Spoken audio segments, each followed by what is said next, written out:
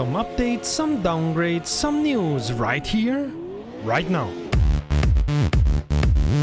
Greetings petrolheads and welcome to romrom.net, the channel sharing the joy of sim racing, and to our regular news roundup. If you have any news for us, send us a mail to news@romrom.net. Thanks for watching, my name is Serta and I will be your host for this video. Automobilista 2 and rFactor 2 are becoming regulars in our news, and good for them, while Codemasters are downgrading. Let's see what we have today.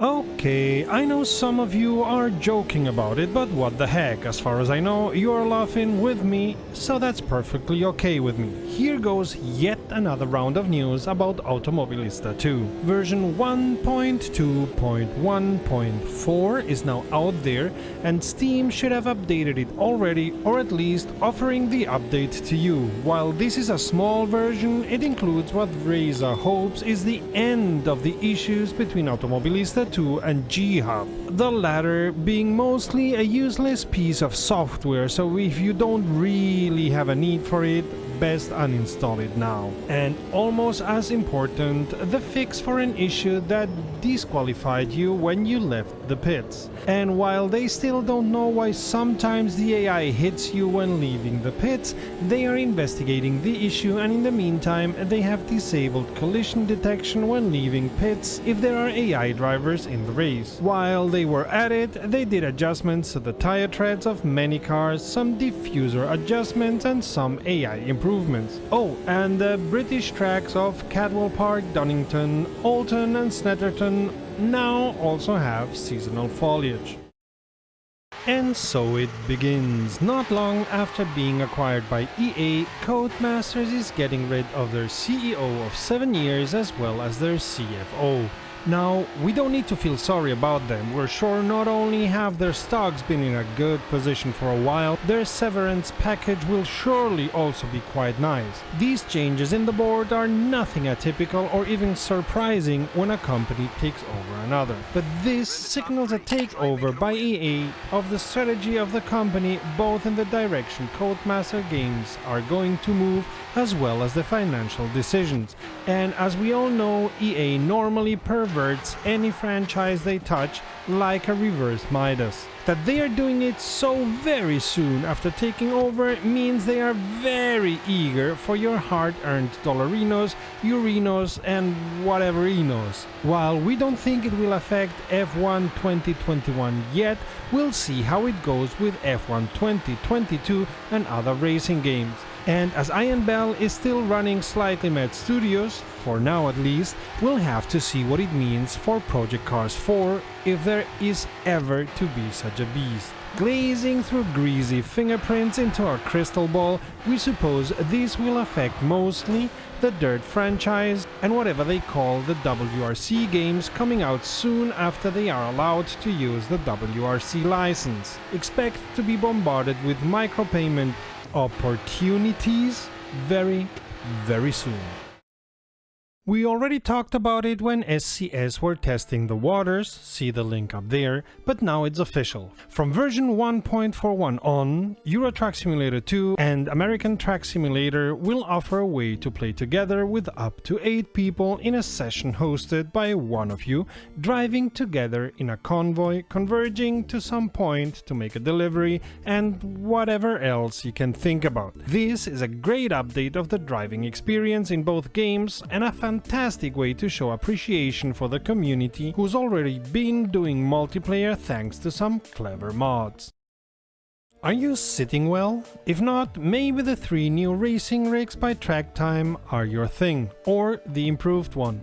Called the TT55, TT33 and TT27, the rigs are more complex the more they cost, no surprise here. Starting with the TT55 at a price of €579, this model has a foldable seat and is meant to be stored someplace when you aren't racing. And while it surprises us that there would be a time anybody would not be racing, we do know of some instances where this is the case. If so, this rig may be for you. All rigs are made of tubular steel profiles made to withstand all kind of forces up to the forces of a DD wheel. If you are between 120 and 210 centimeters in height, you will be able to find a way to sit well on them, and this is depending on the model, you will be able to adjust pedal, seat and wheel system position. All rigs include a way to affix a monitor to them, as you can see in the pictures. While they are not yet on the market, modules for keyboard, mouse and gear knob fitting these rigs will soon be available according to Tracktime.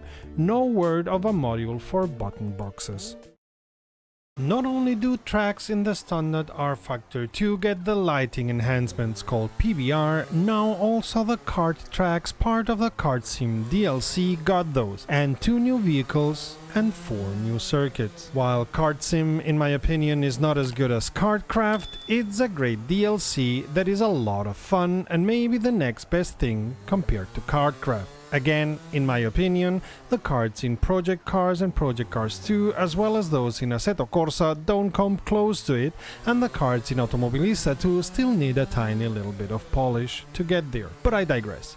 The new karts are the EAME Minicaret X30, a Studio 397C aimed for young sim racers 8 to 13 years old, and the EAME KZ, which is a shifter kart. And the new tracks are Thweda 2021, Wilton Mill 2021, Larkhall WSKC 2021, and Wackersdorf 2021, which are all real-life tracks. Wilton Mill and Larkhall are both in the UK, although Larkhall being a Scottish track, who knows for how long. Thweda and Wackersdorf even being home of races for the European Karting Championship.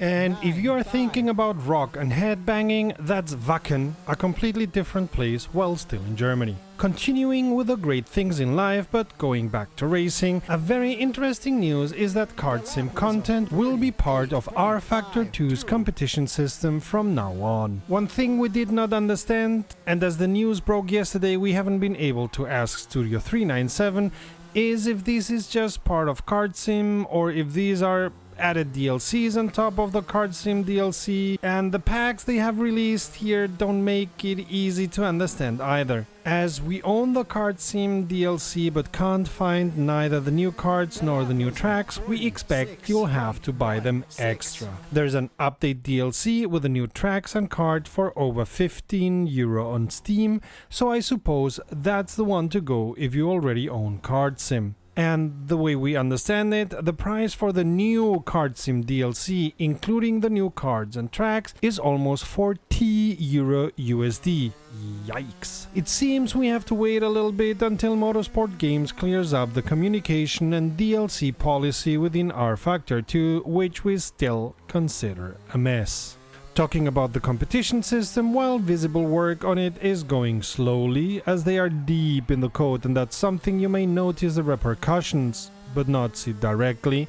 In a Q&A, they said in answer to a question that they will add DRS zones in some tracks soon, so that cars like the Formula Pro can use DRS. Also, they are investigating ways to add the realism of having to reuse used tires because of limited tire sets, while nothing has been promised. No dates, no versions, not even if it's going to be in the sim at all. We can promise you we're sharing the joy of sim racing, and we can prove it if you check the playlist to the left or the video to the right. Until next time, save fuel, collect pickup, and we'll see each other on the podium.